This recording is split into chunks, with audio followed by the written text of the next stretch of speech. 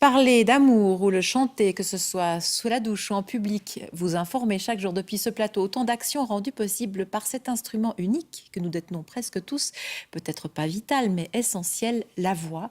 Un livre la décrypte, l'explique, la sublime. Son auteur est votre invité, Tania Chitil. Oui, et son livre s'appelle La voix de la voix.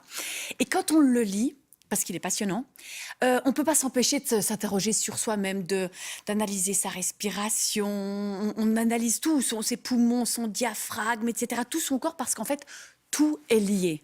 Et puis le sous-titre du livre est évocateur, ça s'appelle « Une approche révolutionnaire de l'instrument humain », parce que votre approche est révolutionnaire, Robin Dehaze. Bonjour. Bonjour. Alors vous, à la base, vous étiez chanteur lyrique, vous vous êtes tourné ensuite vers la pédagogie, et puis vous êtes à la tête de cette nouvelle approche, de ce nouveau mouvement. Vous enseignez ici, en Suisse, vous enseignez aux États-Unis, et vous essayez d'aider les gens à mieux utiliser leur voix. Alors, on va parler du début.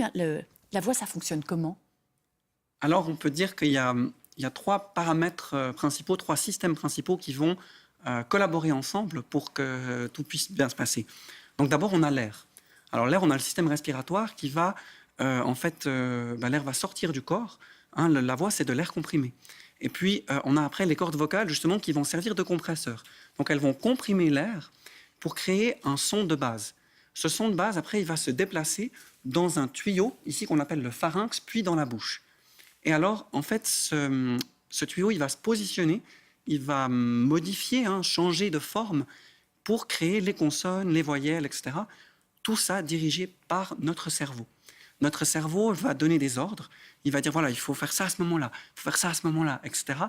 Et en fait, ces ordres, ils vont permettre de coordonner ces différents systèmes pour parler, chanter, déclamer, enfin, selon ce qu'on souhaite.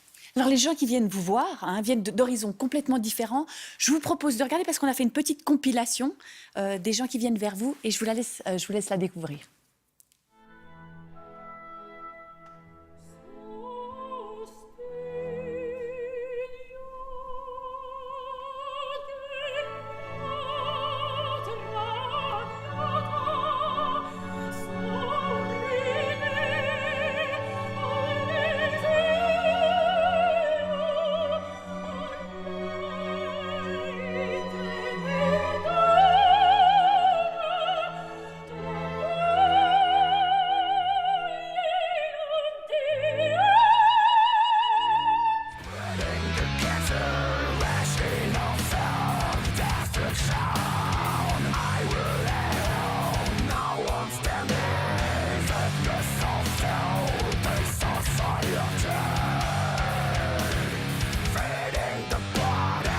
Today, we want to extend this idea of innovation by thinking about different levers that we can actually move to create innovation.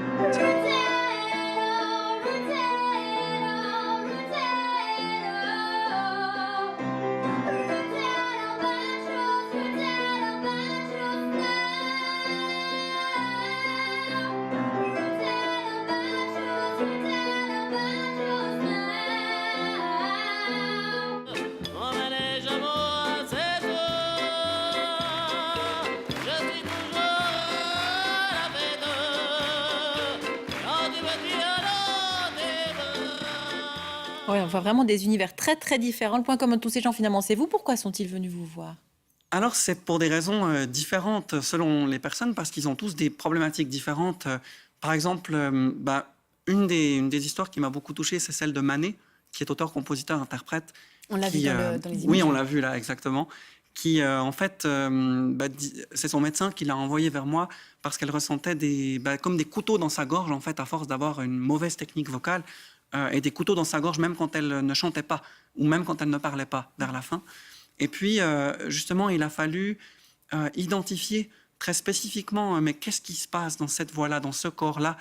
Quelles sont les décoordinations qui sont entrées en ligne de compte? Et puis moi, ce qui m'a vraiment touché, c'est après de voir, elle a travaillé dur, elle a vraiment bien travaillé, et de voir petit à petit la voix se révéler, de la voir s'ouvrir, de la voir...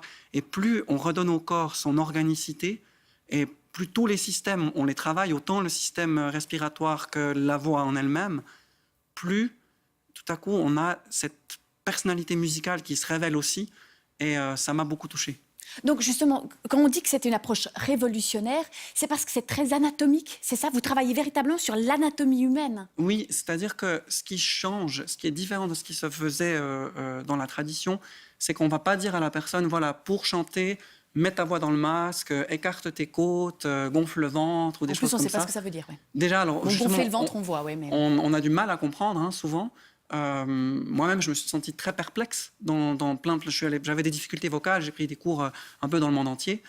Et en fait, là, on va aller très calmement observer ce qui bouge bien et ce qui bouge pas bien. Alors évidemment, il faut connaître l'anatomie parce qu'il faut connaître comment ça peut bouger. Voilà, justement, avec l'air qui passe. On n'a pas pu montrer cette image-là. Vous me l'avez montré qu'on a préparé cette interview parce qu'on n'a pas les droits sur ces images. C'est véritablement une image des cordes vocales. C'est comme si on avait coupé ici le corps et qu'on avait regardé. Et moi, j'imaginais toujours les cordes vocales, stupidement, comme des cordes de guitare ou un élastique qu'on avait tiré. Et là, vous m'avez montré, en fait, un coquillage. C'est un coquillage et elles font véritablement comme ça. C'est presque un peu un sexe de femme, je vous le dis tout de suite. Et ça bouge comme ça, c'était magnifique. Parce que les cordes vocales, justement, c'est pas simplement ces élastiques tirés. Non, c'est une structure absolument remarquable. Si par exemple on prend le tissu qui se trouve tout au bord, on peut le voir sur l'illustration qu'on voit derrière vous, on a en fait ce tissu qui est extrêmement élastique et qui est capable de vibrer plus de 1000 fois par seconde. Alors que dans les autres tissus du corps, on ne pourrait pas faire ça. Par exemple, si vous prenez vos mains et vous les frottez quelquefois, ça va se mettre à chauffer. Donc là, le frottement va être irritant. Et là, c'est un tissu qui, justement, est extrêmement délicat. C'est un peu comme un drap qui bouge. C'est comme quelque chose dans l'eau, comme vous le disiez. Hein, c'est extrêmement organique. On n'a plus beaucoup de temps, mais on a une animation qui est vraiment bien faite, quand j'aimerais qu'on passe, parce qu'on pourra remarquer comme tout bouge quand on respire et du coup quand on parle aussi, où on voit que voilà, ça soulève. Vous pouvez peut-être nous expliquer, on voit les poumons en haut et le diaphragme en bas. Hein. Voilà, exactement. Alors en fait, là, maintenant, la personne, elle est en train d'expirer. Vous avez le diaphragme qui monte et les côtes qui descendent. Donc il y a un mouvement de double glissement, de double coulissement. Et nous, on va chercher en fait à voir où ce mouvement se fait et où il ne se fait pas. Quels sont les vous pouvez avoir par exemple quelqu'un qui va avoir... Où ça coince, quoi. Voilà, exactement, une partie gauche, postérieure, enfin peu importe. Hein. On va identifier dans la dynamique du mouvement respiratoire. Et vous avez ce don, vous arrivez à l'identifier et à enseigner ça aux autres. Merci infiniment, Robin Dehaas. Merci à vous. Je peux que conseiller parce que j'ai appris énormément de choses et puis ça m'a fait me poser beaucoup de questions. Merci. Merci. Merci de la visite. Merci.